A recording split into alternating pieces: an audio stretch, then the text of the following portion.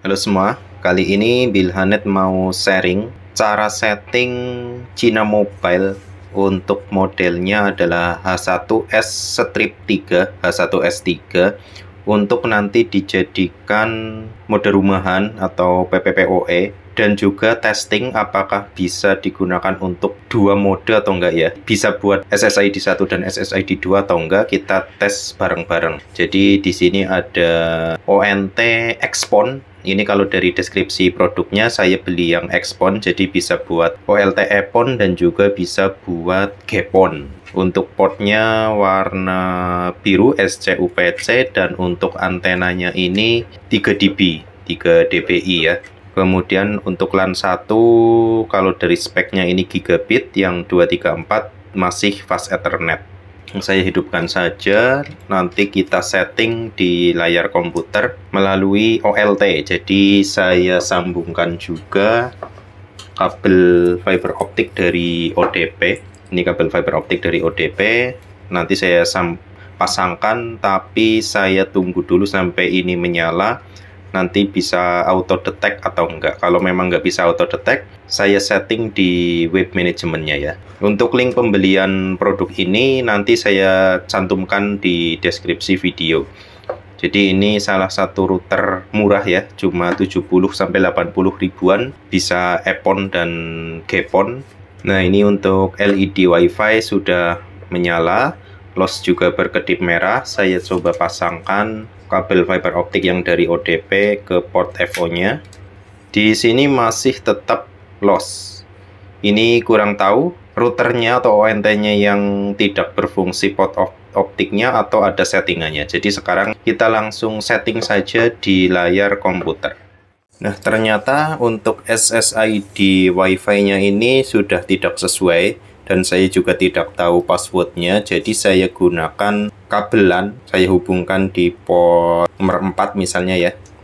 Ini untuk keperluan settingnya, karena ternyata untuk WiFi-nya itu sudah berbeda. Ini sudah nyala untuk port LAN 4-nya. Saya lanjutkan untuk penyetingannya di layar komputer. Saya buka IP web manajemennya 192.168.1.1. Nah, seperti ini untuk tampilannya. Untuk username full adminnya adalah telecom admin dan passwordnya admin telecom. Saya login. Nah, ini sudah bisa ya, sudah bisa login. Untuk device infonya H1S3 seperti ini. Kemudian saya buka-buka dulu untuk menu-menunya. Di PON info belum terdeteksi ya, masih minus 40, minus 24. Jadi powernya belum sampai.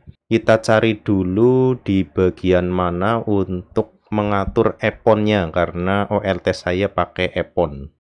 Nah, ini di bagian menu application, kemudian PON mode. Di PON mode ini defaultnya Gepon ya, makanya tadi nggak mau, PON-nya tidak mau nyala dan loss-nya tetap merah. Di sini saya pilih Epon, kemudian certain ini ya. Sukses, oke. Coba ke status, bagian PON info masih belum, berarti ini minta di reboot ya. Nah, sebelum saya reboot, saya setting dulu saja di bagian network ya. Di network di sini masih kosong, saya new, kemudian IPv4, modenya PPoE, connectionnya root. Untuk LAN-nya di LAN 4 ya, karena tadi saya colokkan kabel Ethernet, kabel LAN ke komputer ini di Ether 4. Jadi yang rumahan saya aktifkan di LAN 4. Kemudian SSID 1. Ini internet. Saya nggak pakai VLAN, jadi enable VLAN-nya tidak di checklist. Kemudian ini mungkin perlu di checklist atau enggak, DSCP ya. Username ini sesuai secret teman-teman ya. Coba di save. Sudah sukses. Coba kita buat satu lagi, bisa atau enggak. Buat lagi untuk connection bridge ya. Kemudian di LAN 1 misalnya, LAN 2, LAN 3 dan SSID 2. Ini other, DHCP service-nya sudah otomatis disable. VLAN-nya, hotspotnya saya tidak pakai VLAN. Coba di save. Ini kalau menambahkan WAN bisa ya untuk 2 mode ya, PPPoE dan juga hotspot. Terus kita setting WLAN-nya atau Wi-Fi-nya SSID 1. Nah, di sini ternyata cuma bisa 1 SSID. Artinya router ini tidak bisa memancarkan 2 jenis jaringan ya. Jadi SSID 1 untuk rumahan, SSID 2 untuk voucheran ini nggak bisa. Berarti tadi yang di WAN ini cuma bisa berfungsi mungkin di port LAN-nya saja, tapi di SSID-nya tidak bisa. Karena di WLAN tidak ada opsi untuk mengaktifkan SSID kedua, ketiga, keempat. Jadi cuma bisa SSID 1. Ini saya contohkan Bilhanet H1S3. Ini AS, kemudian ini 1 sampai 8 saja. Certain. Nah, tadi nggak bisa nyimpen, ternyata SSID-nya tidak bisa memakai spasi ya. Jadi kalau kita tambahkan spasi, di sini nggak bisa. Jadi harus pakai karakter strip misalnya, atau mungkin underscore.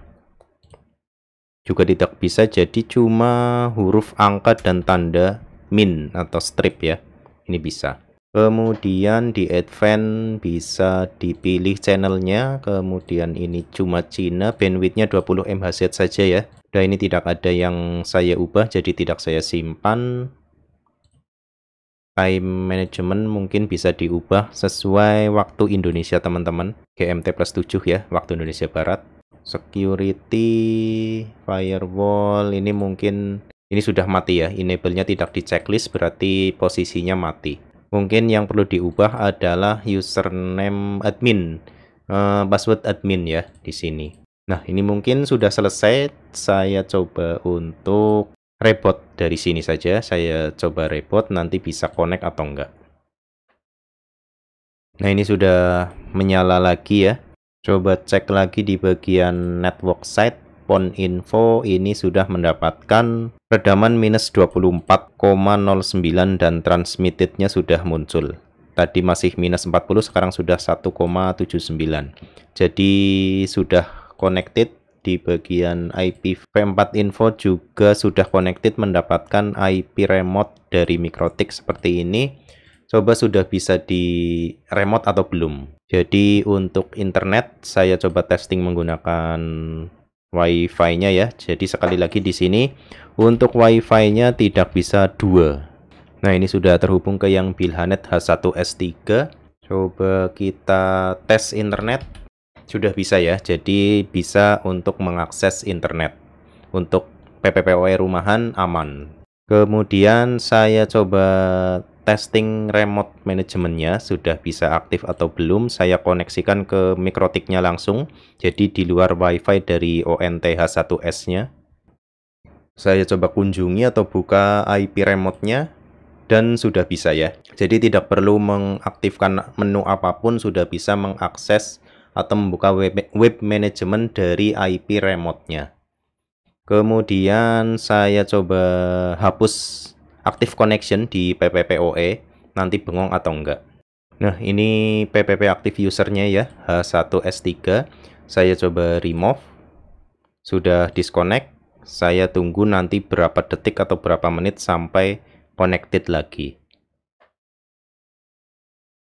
Nah, ini ternyata tidak begitu lama. 1 menitan ya. Jadi dari detik ke 24 sampai ke detik 54 masih di menit 13, artinya 30 detik ini sudah bisa connect ulang, jadi tidak bengong lama. Kemudian saya testing untuk cabut kabel FO nya dari server, misalnya terputus dari ODP atau dari servernya ya. Kemudian kalau disambungkan lagi nanti bengong atau enggak. Nah, ini posisinya PON menyala, kondisi internet sedang aktif ya. Saya coba cabut kabel FO-nya. PON sudah padam dan LED close menyala merah. Artinya ini sudah benar-benar terputus dari fiber optiknya. Coba saya pasang lagi, nanti bisa otomatis connect cepat atau enggak. Nah, ini PON sudah menyala. Saya pantau di Winbox ya, karena di sini tidak ada indikator untuk internet. Di sini terlihat ya di Winbox, ketika dicabut kabel FO-nya ini terminating, kemudian setelah dipasang lagi bisa connected lagi, jadi tidak bengong, masih cuma 1 detik ini bisa langsung connect ulang. Jadi kesimpulannya untuk ONT H1S3 ini kalau dari sisi testing seperti ini aman, dan juga untuk mode PPPoE juga aman ya. Yang disayangkan cuma tidak bisa 2 SSID. Jadi kita tidak bisa memancarkan 2 buah sinyal WiFi, artinya ini cuma bisa khusus untuk rumahan saja. Nah, kalau WiFi-nya tidak bisa 2 SSID, tapi kalau untuk jalur bridge LAN-nya ini bisa membawa PPPoE dan hotspot ya. Ini di LAN 3 sudah saya hubungkan, dan di sini saya pakai router WAN dari TP-Link. Ini untuk PPPoE menyala. Jadi di sini untuk jalur LAN-nya bisa untuk estafet ke klien-klien berikutnya. Jadi mungkin kurang lebihnya seperti itu ya untuk sharing dari ONT model H1S3 untuk dijadikan ONT EPON rumahan dengan mode PPPoE. Semoga bermanfaat buat teman-teman yang sedang mencari referensi, dan jangan lupa buat teman-teman yang mungkin belum subscribe, silahkan di subscribe ya. Terima kasih sudah menonton.